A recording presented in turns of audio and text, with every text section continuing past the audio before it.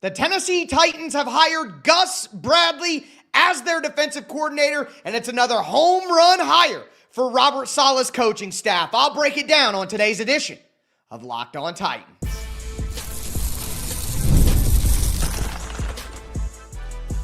You are Locked On Titans, your daily Tennessee Titans podcast, part of the Locked On Podcast Network, your team every day. Welcome to the Locked On Titans podcast. I am your host, Tyler Rowland, Titans fans. Today's edition of the Locked On Titans podcast is brought to you by FanDuel. It's the last call for football on FanDuel. If you're a new customer, bet just $5 and get $200 in bonus bets if you win. On today's show, we have breaking news. The Tennessee Titans have hired Gus Bradley as their defensive coordinator, and I think it is a perfect fit for an experienced coaching staff, just a home run hire that continues a trend of home run hires for Robert Saleh. We'll get into all of that. Also, the Tennessee Titans got big news in regards to their salary cap space. I'll give you an update on how much money the Tennessee Titans have to play with, and I'm tired of seeing offensive linemen in these stinking mock drafts. Y'all need to cut it out. We'll do a little Rollins rant to cap off the show. But before we begin, thank you for making the Locked On Titans podcast your first listen each and every day. Remember, Monday through Friday, Tennessee Titans content all year round, always for free. Make sure that you get subscribed, stay subscribed. It's your team every day. Speaking of every day, shout out to my everydayers out there tuning in Monday through Friday. Couldn't do it without you guys. Now that we have a coaching staff in place, it's time to look at roster moves, free agency, the draft. I'm going to keep you as up to date, as informed, and as entertained as a Tennessee Titans fan could possibly be. So make sure that you stay locked in with the number one Tennessee Titans podcast in the world, Locked On Titans. But again, we got the breaking news.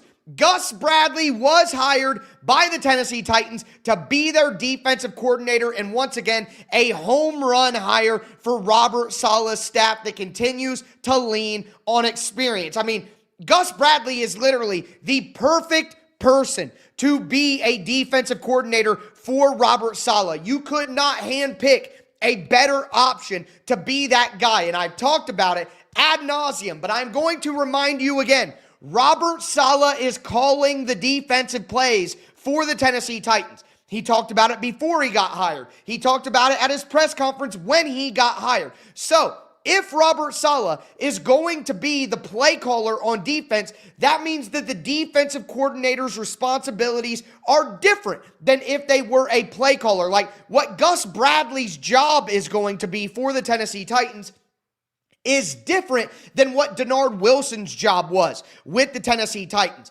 When you have your head coach as a play caller, the corresponding coordinator on his side of the ball has to be somebody who knows the defense inside and out and can teach it to the players. You are more of a teacher. You are more of a liaison. You are going to help with install, game planning, making sure that everyone's on the same page because you're not calling plays. So Gus Bradley, being a guy who not only has worked with Robert Saleh, but who has hired Robert Saleh before, makes this a home run hire, knocked it out of the park once again by Saleh. And look at this, Gus Bradley, 16 years of experience in the NFL as either a defensive coordinator or as a head coach. And what I like is his head coaching experience was with the Jacksonville Jaguars. So a guy who knows the division, okay?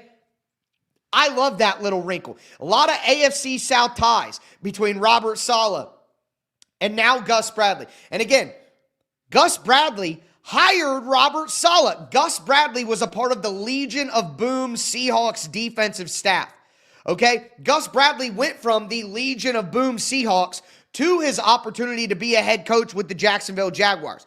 And in 2011, Gus Bradley hired Robert Saleh in Seattle to be a defensive quality control coach. Then, when Gus Bradley went to Jacksonville, he hired Robert Saleh to be a linebacker coach from 2014 to 2016. Then, Robert Saleh repays the favor in 2025 with the San Francisco 49ers. Robert Saleh hires Gus Bradley as the assistant head coach of the defense. And now Robert Saleh keeps the favor going. He hires Gus Bradley to be his defensive coordinator. And the only reason that this is all possible is because the San Francisco 49ers hired Raheem Morris as their defensive coordinator.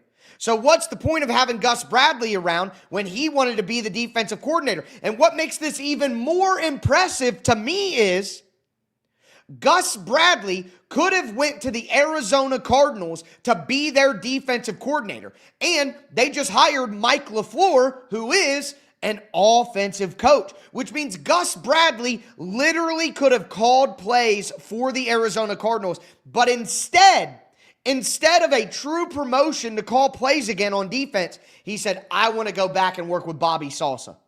I want to go back and work with Robert Saleh. Even though I'm not going to get to call plays, I want to teach his defense to the Tennessee Titans players. That is absolutely fantastic. I mean, what a sign about what people want to see. He would rather be a teacher for Robert Saleh than go call plays himself. What a sign of where the Tennessee Titans organization is right now and a draw that they are to other coaches. Again, I liked Mike Ruttenberg out of Atlanta. I thought he was going to be the guy before Bradley became available. Al Harris would have been a good option as well. Dino Vasso, a good option. But I will continue to say this. When you have the setup that the Tennessee Titans have, having someone who knows the system that Robert Saleh is running as well as Robert Saleh runs it is absolutely critical. And Gus Bradley not only knows Robert Saleh's system, he was one of the guys who invented the system. He was one of the guys who was on the coaching staff when the Seattle Legion of Boom Seahawks made this system prevalent with the heavy zone, cover 3, cover 4 match that Robert Saleh has modernized with. So this is just an absolute slam dunk. Again, 16 years of experience as a defensive coordinator or a head coach. Brian Daboll, 12 years of experience calling plays in the NFL. Robert Saleh, 9 years of experience calling plays in the NFL. Bones Fossil, 18 years of calling plays in the NFL. Think about the coaching staff that Brian Callahan put together. Nick Holes, 0 years of experience being a coordinator or calling plays. Brian Callahan, 0 years of experience being a head coach or calling plays. Denard Wilson ended up being a good defensive coordinator, but 0 years of play calling experience in the NFL. Cole Anderson, what a joke. 0 years of play calling experience in the NFL. So you go from that to now having Saleh, Daboll, Bradley, and Bones Fossil. I mean, what an absolute turnaround. What an absolute turnaround. And as I said yesterday, Gus Bradley would be a perfect option. I said it in a short video, and I said it on my show when the news broke during the show. Mike Ruttenberg was my top option. But once Gus Bradley became available and Raheem Morris went to San Francisco, it was a no-brainer. It was a no-brainer that Gus Bradley would want to come over and work for Robert Saleh. Just great stuff. Now we turn our attention to who's going to be all the assistants. We know about Aaron Whitecotton. We know about Tony Oden in the DBs. Who's going to be the linebacker coach? Who is going to be the safety coach? Who is going to be the nickel coach, since there's going to be a nickel coach now? And there's another addition to the coaching staff over the weekend. Cade Knox is going to be the Titans game management coach. He's going to be running the analytics from up in the booth in Robert Saleh's ear. Are you going to challenge? Should you not challenge? Should you go for it? This and that. So, I mean, the way that the coaching staff is setting up, I don't know how you couldn't be over the moon excited about the difference from the lack of experience that Brian Callahan's staff brought to the table to the amount of experience that Robert Saleh is putting together here. Just 180, night and day, total difference. Still some assistance to be found out on the defensive side of the ball, but regardless, the heavy hitters on the coaching staff are now in place, and it's an absolute home run for the Tennessee Titans organization and Robert Saleh. And I got to mention this, another bald-headed guy on the coaching staff. We're racking them up. We're balling in Nashville, baby. That's all I got to say about that. But with that being said, Gus Bradley is your defensive coordinator, but we got major news over the weekend in regards to the Tennessee Titans cap space. Big salary cap update coming at you next. Do want to let you know that today's episode is brought to you by Gusto. Let's be real. No one starts a business for the joy of calculating tax withholdings or managing payroll spreadsheets. But Gusto did, and that's where Gusto comes in, to take the stress out of payroll, benefits, and HR so you can focus on running your business and supporting your team. Gusto is an all-in-one, remote-friendly payroll and HR platform that makes managing your team simple, transparent, and fast. Whether you're hiring, onboarding, or paying employees, Gusto helps you do it all from one place without the hassle or the hidden fees. You get unlimited payroll runs for one monthly price, which means no surprise charges at the end of the month. And knowing you can reach a certified HR expert at any time gives you real peace of mind. Try Gusto today at gusto.com/LockedOnNFL and get 3 months free when you run your first payroll. That's right, 3 months of free payroll at gusto.com/LockedOnNFL. One more time, that's gusto.com/LockedOnNFL. Today's episode is also brought to you by FanDuel Sportsbook. It's the last call for football on FanDuel. One final Sunday, one last kickoff, the final chance to get in on the action before the NFL season officially comes to a close. This is Super Bowl 60. And FanDuel is making sure that you're right in the middle of it with a special offer just in time for the biggest game of the year. Whether you're backing the favorite, riding the underdog, or building one last same-game parlay, this is the game everyone's been waiting for. It's the perfect way to cap off the season and make the Super Bowl even more exciting from kickoff to the final whistle. If you're a new customer, you can bet just $5 and get $200 in bonus bets if you win. Make it count, because after the Super Bowl, the season is over. Last call for football on FanDuel, an official sportsbook partner of Super Bowl 60. Make sure that you visit FanDuel.com to get started.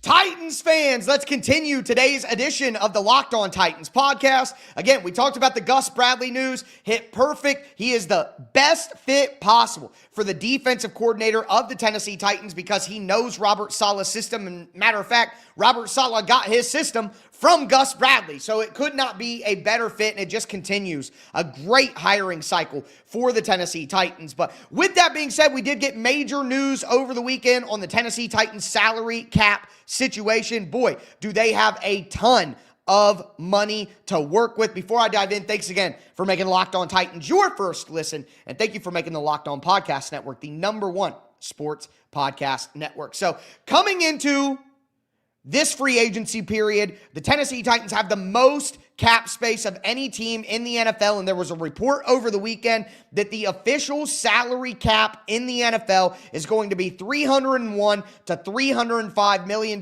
with most people expecting $304 million to be the salary cap mark, and that's fantastic news for the Titans. But one thing that you guys may not know is the salary cap number for every team in the NFL is different. Not every team is going to have $304 million as their salary cap number. And here's why. Do you remember Singular Wireless? Or do you remember Cricket and stuff like that?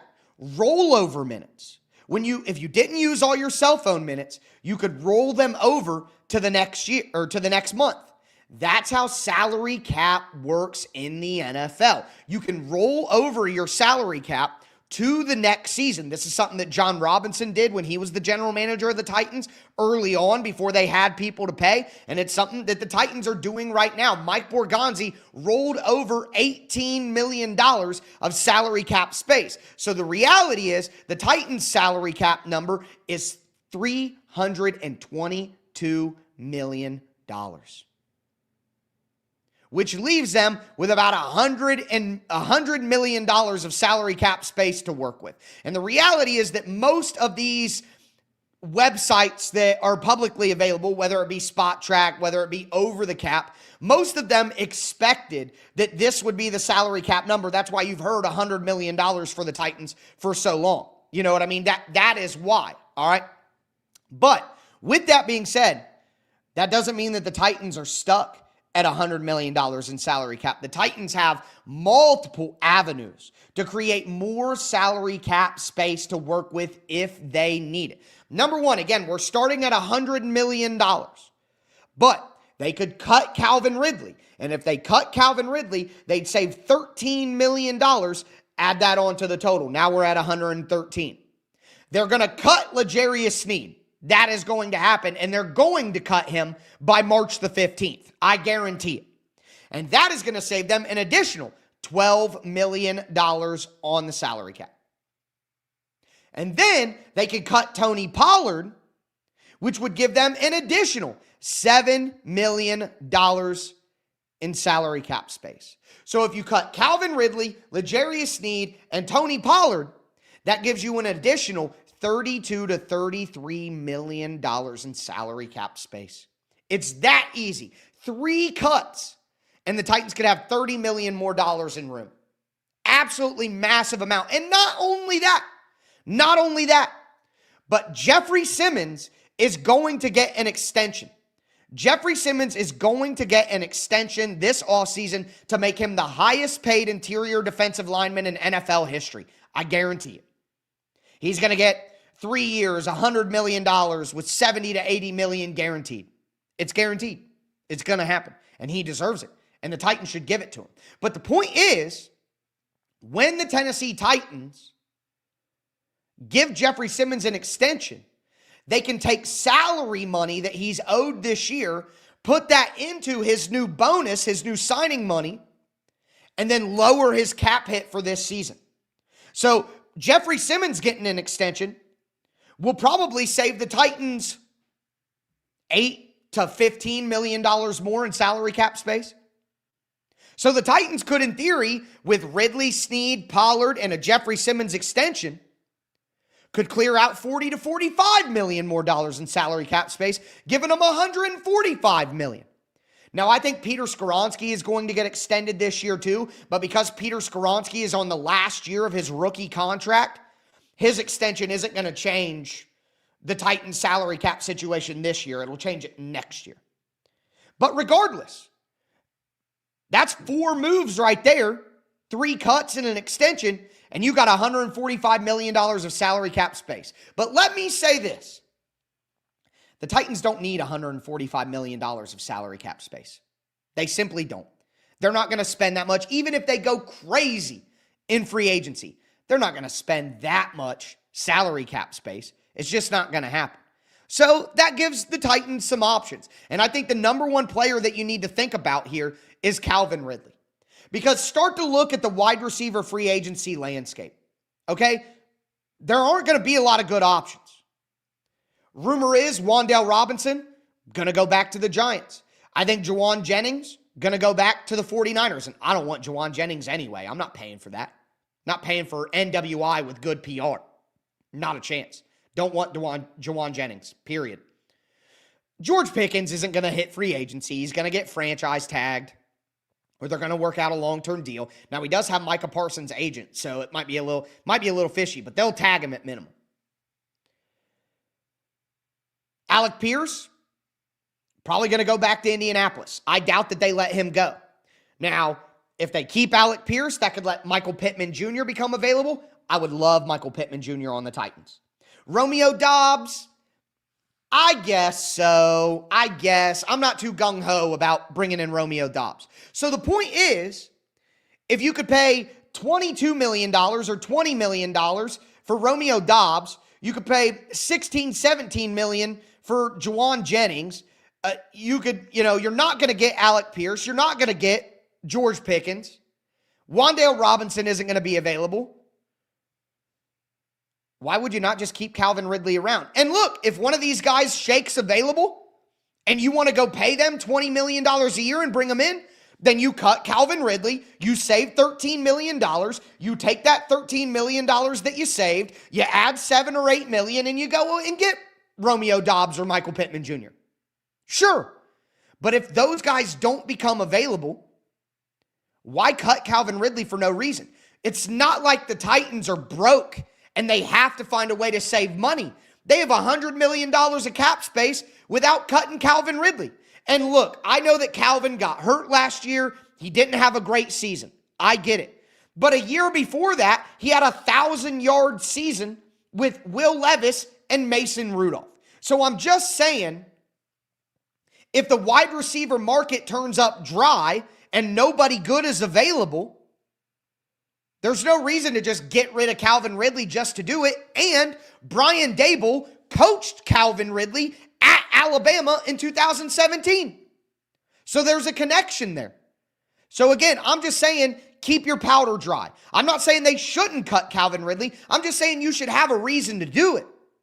And if nobody is available, it's not like you're broke and you need the money. So just keep Calvin Ridley around and lower the expectations for what he is supposed to do. He's still a talented wide receiver when healthy. So keep that in mind. That's all I got to say there. L'Jarius Sneed will be cut. There's nothing to debate. There's nothing to worry about. Sneed's going to be cut. Now, let me say this. I see a lot of people defending Tony Pollard, and I don't get it. Yeah, he had back-to-back 1,000-yard seasons. But running backs are a dime a dozen. I'm not paying Tony Pollard $10 million this year. Not a chance. Not a chance.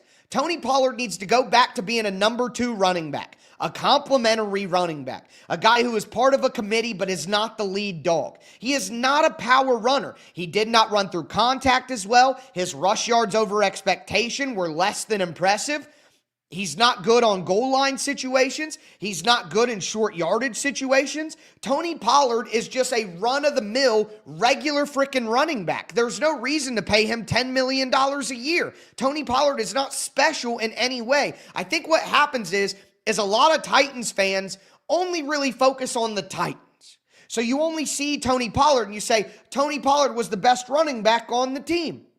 Yeah, you're right. That doesn't mean that he's great. That doesn't mean that he's good. He's just an average to below average starting running back. He's not a lead dog. Quite honestly, I would rather cut Tony Pollard, save $7 million, and get Tyler Algier, who runs way harder than Tony Pollard does. And then you let Tajay Spears, Tyler Algier, and you draft a running back on day 3, and you keep Khalil Mullings in the conversation as a special teams guy, and I like it better that way. Go, if you want to spend up, go get Breece Hall. Go get Kenny Walker. I like Rachaad White. I like Tyler Algier. I think those are all great options. Rather than paying Tony Pollard $10 million when he can't run on the goal line, can't run in short yardage, who's your power back? You're going to rely on a 7th-round rookie or a 6th-round rookie in Khalil Mullings from last year? Grow up, man. You can't do that. Mullings is interesting, but you can't go into the season saying Khalil Mullings is our lead running back. Not a chance. So Tony Pollard is so overrated by this fan base, just like Chigakonkwo was so overrated by this fan base, just like Nick Westbrook-Akine was so overrated by this fan base. You guys watch your team every week and you think these guys are better than they are, but when you compare them to the rest of the NFL, you can find a running back just as good as Tony Pollard in the 3rd or 4th round. I'd rather do that.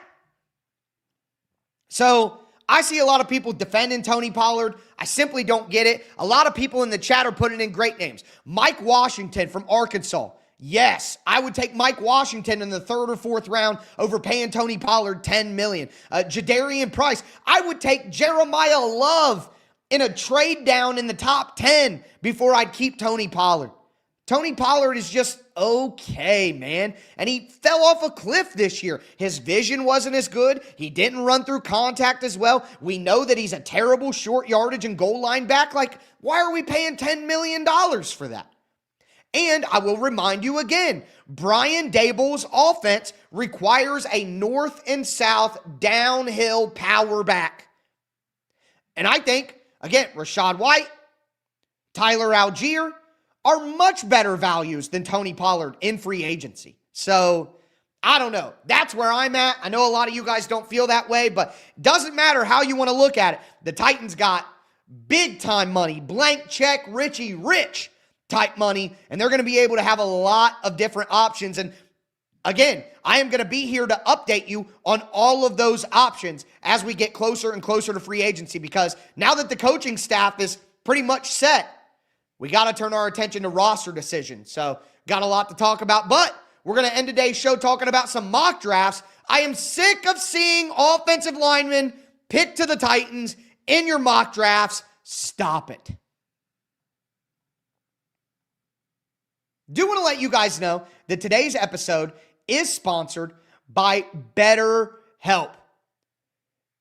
February can be a lot, folks. Flowers, candy, stuffed animals, and so much talk about relationships. And it can honestly feel like everyone else has it all together in their love life. But here's the truth. Whether you're married, you're dating, you're single, or you're just focusing on yourself, most people are still just figuring things out. And no matter where you are in your romantic journey, therapy can help you find your way. It can help get you clearer on what you want, what feels heavy, and how to take some pressure off yourself. It's easy to assume everyone else has a perfect relationship, but most people are working through something, and therapy can help you recognize patterns that might be weighing down your existing relationships. It can help you communicate better. BetterHelp has licensed therapists in the U.S., and they do initial matching work for you so you can focus on your goals. And if you want to switch therapists, you can do that at any time. Sign up and get 10% off at BetterHelp.com/lockedon. That's BetterHelp.com/lockedon. Today's episode is also brought to you by TurboTax. Tax season doesn't have to take over your life this year. TurboTax is making it easier than ever to just hand things off and move on with your day. With TurboTax full service, you can have your taxes done for you by a trusted local expert, start to finish, without the stress or guesswork. Instead of spending hours trying to figure out forms, you can meet with a local TurboTax expert in person or connect online. It's a huge time saver and gives you real peace of mind knowing an expert is handling it. For a limited time, you can have your taxes done by a local TurboTax expert for just $150 all in. If a TurboTax expert didn't file for you last year, just file by February 28th. Take taxes off your plate and get back to your life. Visit TurboTax.com/local to book your appointment today.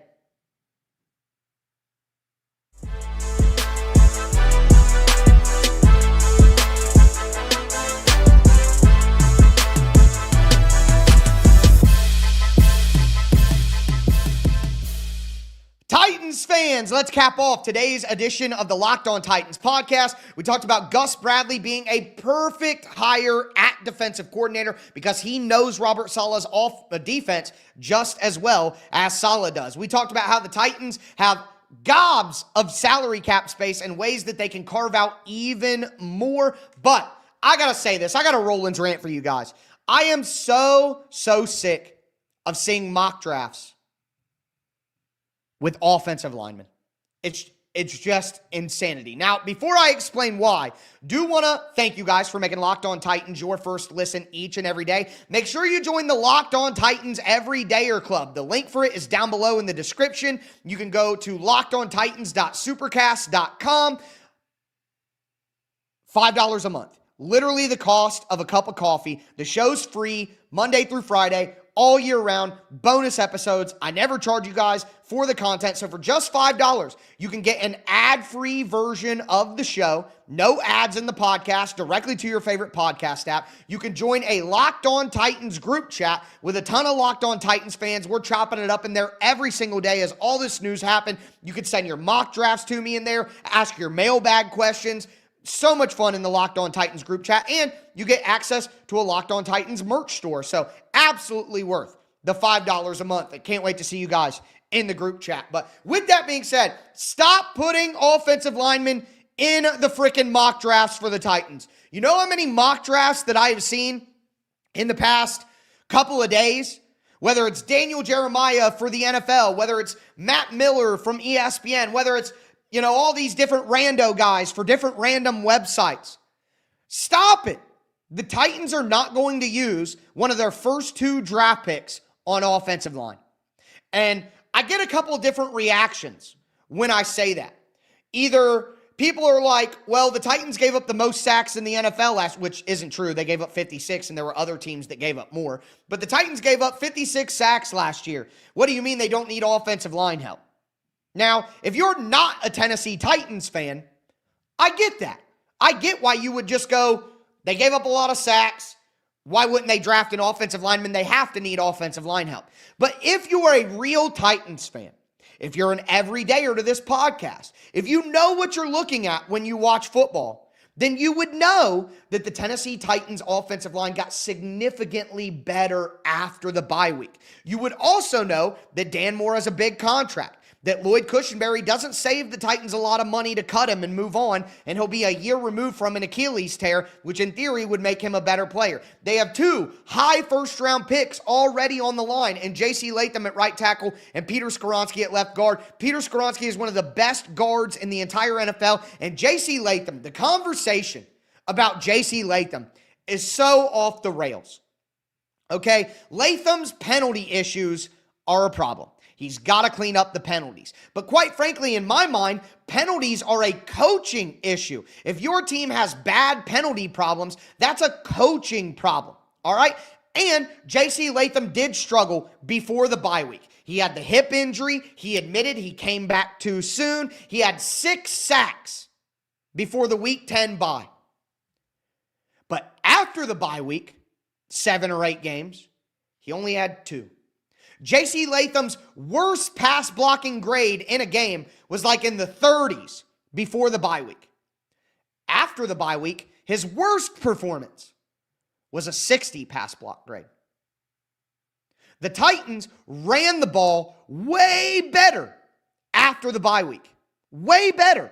And not only that, but from weeks 14 to 16, they only allowed 3 sacks total. They gave up 0 in week 15. And that's against, the Browns, the 49ers.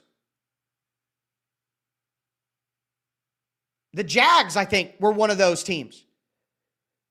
Now, the 49ers' pass rush talent was all injured, but the Browns had Myles Garrett, and the Titans gave up 1 sack in that game.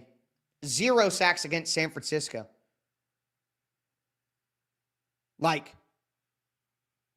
Or San Francisco was week 16, Kansas City was week 15. You guys know what I'm saying, all right?